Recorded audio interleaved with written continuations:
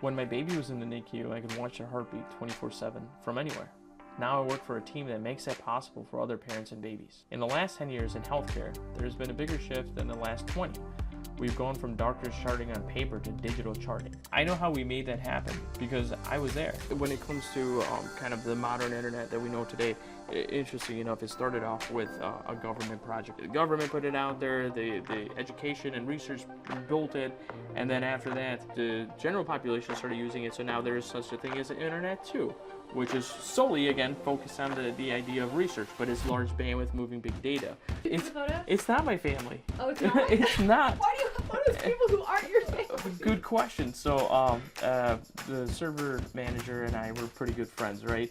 And I didn't have any pictures up, and he wanted to make sure my office was more welcoming and homely, so he decided to put pictures of his family. I have a lot of pictures of my kids, and then I had an overflow, so I'll put it on Uzi's wall because we are one family. Look alike. I want to see you sometimes when you're not here. I'm just an emotional wreck. I'm the highway, and he's basically everything that supports the applications. These are the unwritten list of favors that we owe to each other. The basement's a well-kept secret.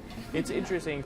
The data centers has been here for a very long time. They're part of this, hospital and what we do, and we're moving it someplace else. When you're dealing with 900 plus clinical applications, 4,000 plus servers, and everything that that supports what the hospital has, we support 12,000 users, but we support over 32,000 connected devices, and that's wired connected devices. But then we have a whole wireless footprint as well.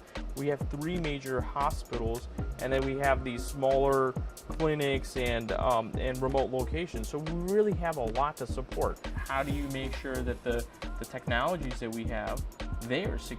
So it starts with the physical landscape, making sure people can't get in. So even if I wanted to badge in, I don't have access to it. So I have to talk to somebody to let me in. This is patient data, this is basic services, this is everything that the hospital needs to run on. So security is of utmost importance here. Hey, Carrie, how are you? How are you? These guys are the watchmen of the data center. Don't touch anything while you're in here. Data centers have a hot and a cold aisle. Yeah, I'm more of a hot aisle person myself. This is basically the brains of the heart of the operations. These 8 cabinets, they really support almost 95% of the workload for the hospital. As you can tell, it's like a jet engine back here, right? How loud they are. The data center walls, you can kind of see alphabets and numbers, and it all corresponds to a tile on the data center. So when I tell somebody, hey, a device for me is having issues in H43, they know exactly where that is. But what you see here is kind of the cameras and strategically placed around the data center, the storage space, basically all the ingress and egress points of the data center to make sure that we know what's happening and kind of who's around. The team assembles very quickly. They've been here for 10 plus years, so clearly we're doing something right. We're all here for the same reason.